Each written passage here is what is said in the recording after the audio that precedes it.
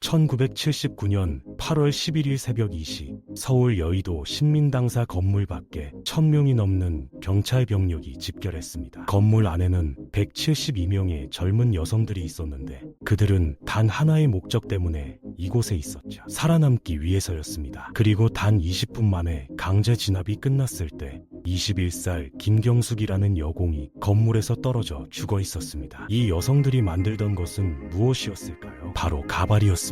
믿기 힘들겠지만 이 머리카락으로 만든 제품 하나가 대한민국 전체 수출액의 10%를 차지했던 시절이 있었거든요. 그 시절 속으로 들어가 보겠습니다. 전쟁이 끝나고 10년이 지난 1960년대 초반 대한민국 정부는 진짜 미친 짓을 하고 있었습니다. 쥐 가죽을 벗겨서 코리안 밍크라는 이름을 붙여 팔았거든요. 오징어를 말려서 팔았고 넝마를 모아서 팔았고 뱀을 잡아서 팔았고 심지어 다람쥐까지 잡아 팔았습니다. 웃기는 이야기처럼 들리시겠지만 이게 당시 대한민국의 진짜 모습이었어요. 1인당 국민소득이 67달러였는데 한 달로 계산하면 5달러 조금 넘는 돈이니까 지금 돈으로 환산하면 정말 말도 안 되는 수준이었죠. 국가는 외화가 필요했고 외화를 벌기 위해서라면 뭐든지 팔아야 했던 겁니다. 그런데 정부 관료들이 미국과 유럽에 조사단을 보냈어요. 우리가 뭘 팔아야 돈을 벌 수 있을지 알아보려고 말이죠. 그리고 그들이 미국에서 발견한 게 있었습니다. 헐리우드 배우들과 상류층 여성들 사이에서 가발이 엄청난 유행이라는 사실이었거든요. 문제는 당시 세계 가발 시장을 장악하고 있던 나라가 이탈리아였다는 거예요. 이탈리아가 전 세계 가발의 90%를 만들고 있었는데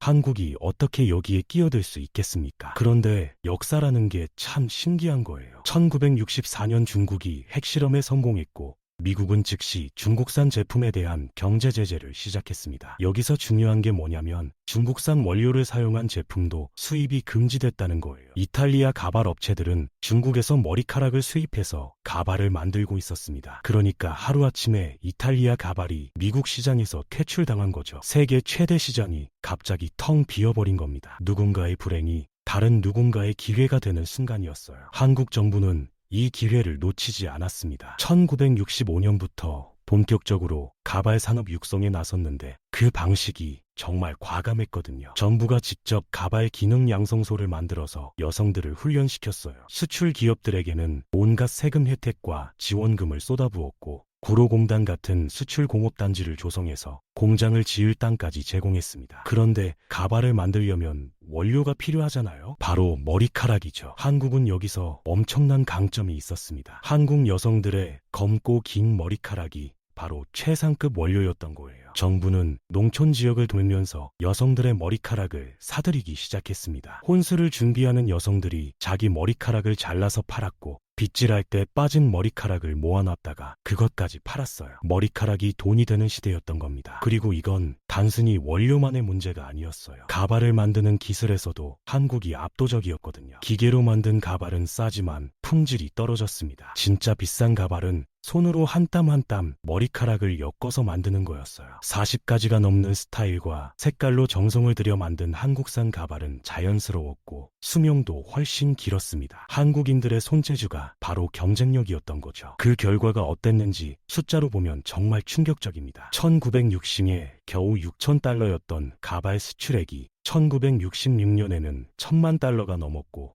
1970년에는 1억 달러를 돌파했거든요. 10년 만에 16,000배가 증가한 겁니다. 이게 말이 됩니까? 19, 60년대 말부터 70년대 초까지가 가발의 전성기였어요. 가발은 단일 품목으로는 의류, 합판 다음으로 3번째로 많이 수출하는 상품이었고 전체 수출액의 10%를 차지했습니다. 미국 시장의 90% 이상을 한국산 가발이 장악했어요. 헐리우드 배우들도 한국산 가발을 썼다는 거죠. 이 기적 같은 성장의 중심에 YH 무역이라는 회사가 있었습니다. 1966년에 서울 왕십리의 작은 공장에서 시작한 이 회사는 직원이 10명, 자본금이 100만 원에 불과했어요. 그런데 단 4년 만에 직원이 4,000명으로 늘어났고 1970년에는 1,000만 달러를 수출하는 기업이 됐습니다. YH 무역의 사장 장용호는 당시 대우그룹의 김호중 회장과 함께 철탑 산업훈장을 받았어요. 국가 대표 기업으로 인정받은 거죠. YH는 세계 최대의 가발 회사가 됐습니다. 그런데 여기서 이상한 점이 있어요. 세계 최고의 회사인데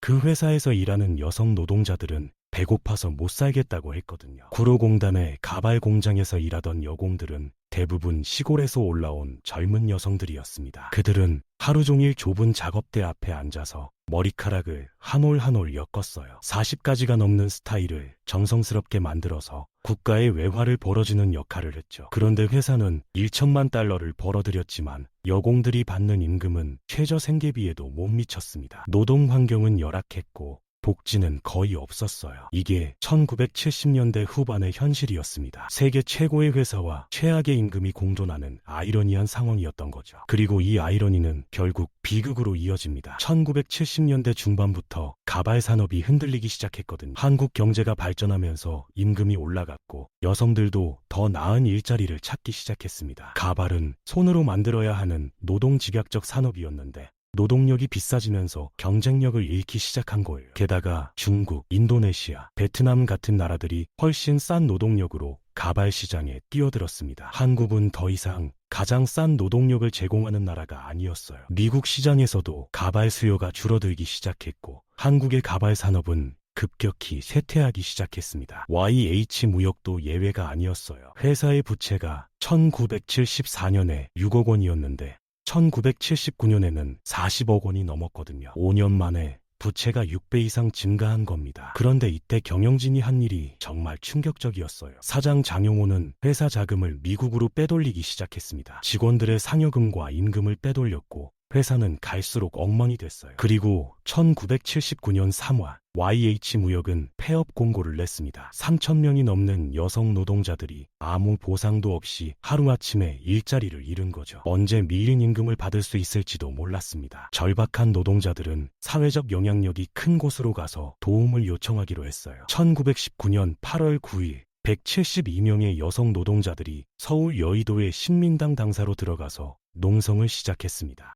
당시 신민당 총재였던 김영삼 의원은 여공들을 만나서 이렇게 말했어요. 여러분이 마지막으로 우리 당사를 찾아준 것을 눈물겹게 생각합니다. 우리가 여러분을 지켜주겠으니 걱정하지 마십시오. 하지만 이틀 후인 8월 11일 새벽 2시 1,000명에서 2,000명의 경찰이 신민당사를 포위했습니다. 단 20분 만에 농성은 강제로 해산됐고 그 과정에서 21살의 여공 김경숙이 건물에서 추락해 죽었어요. 경찰은 이를 투신 자살이라고 발표했지만 나중에 진실규명위원회의 조사 결과 강제 진압 과정에서 발생한 죽음이었던 것으로 밝혀졌습니다. 이 사건은 단순한 노동 문제가 아니었어요. YX 사건으로 김영삼 의원이 국회에서 제명당했고 야당과 민주화 세력이 본격적인 대결 국면으로 들어갔습니다. 반유신 투쟁이 격화됐고 이 모든 상황은 결국 그해 10월 26일 박정희 대통령이 김재규 중앙정보부장에게 저격당하는 사건으로 이어졌거든요. 3,000명의 여공이 겪었던 절박한 외침이 대한민국의 역사를 바꾼 겁니다. 머리카락으로 만든 가발이 어떻게 정권의 종말과 연결될 수 있었을까요? 이게 바로 역사의 아이러니예요. 가발 산업 자체는 1970년대 후반부터 급격히 쇠퇴했습니다. 구로공단에 40개가 넘던 가발 공장들이 1990년대 중반 이후 대부분 폐쇄됐어요. 한국은 더 이상 가발의 나라가 아니었습니다. 전자제품, 반도체, 자동차 같은 고부가 가치 산업이 가발을 대체했거든요. 하지만 가발의 이야기가 여기서 완전히 끝난 건 아니에요. 2000년대 들어서 가발 산업은 완전히 다른 모습으로 다시 태어났습니다. 이제는 노동 집약적인 저급 산업이 아니라 고부가 가치 패션 산업이 된 거죠. 첨단 합성 원사가 개발되면서 품질이 비약적으로 향상됐고 트렌드에 맞는 디자인 개발에 집중하면서 새로운 시장을 개척했습니다. 생산은 해외에서 하지만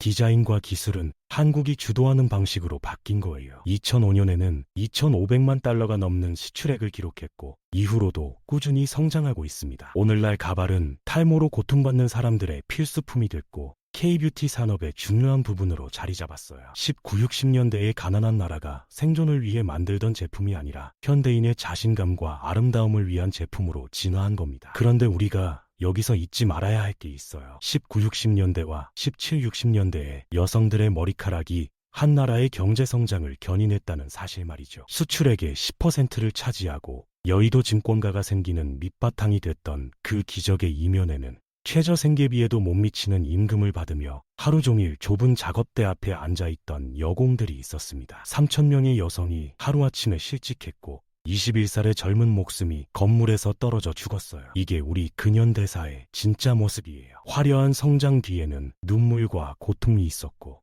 그럼에도 불구하고 이 세대는 나라를 일으켜 세웠습니다. 그들이 만든 가발 하나하나에는 생존을 위한 절박함이 담겨 있었고, 더 나은 삶을 향한 희망이 담겨 있었거든요. 지 가죽을 벗겨 팔던 나라가 불과 10년 만에 세계 가발 시장을 장악한 건 기적이 맞아요. 하지만 그 기적은 공짜가 아니었습니다. 누군가의 희생이 있었고 누군가의 죽음이 있었어요. 우리가 지금 누리는 풍요가 어디서 왔는지 생각해보면 결국 그 시절 여공들의 손으로 한 땀 한 땀 엮어진 가발에서 시작됐다고 할 수 있습니다. 역사책에는 수출액이 얼마였고 경제 성장률이 몇 %였는지만 나와 있어요. 하지만 그 숫자 뒤에는 사람들의 삶이 있었고 그들의 땀과 눈물이 있었습니다. YA 사건은 단순히 노동자들이 농성을 하다가 한 명이 죽은 사건이 아니에요. 이건 한 시대가 끝나고 새로운 시대가 시작되는 전환점이었거든요. 가발로 대표되는 노동집약적 경공업 시대가 끝나고 중화학공업과 민주화의 시대가 시작되는 순간이었던 겁니다. 우리는 종종 역사를 큰 사건들의 연속으로만 기억합니다. 대통령이 누구였고 어떤 정책이 있었고 무슨 사건이 일어났는지만 외우죠. 하지만 진짜 역사는 이름 없는 사람들의 이야기 속에 있어요. 구로공단에서 하루 종일 머리카락을 엮던 여공들,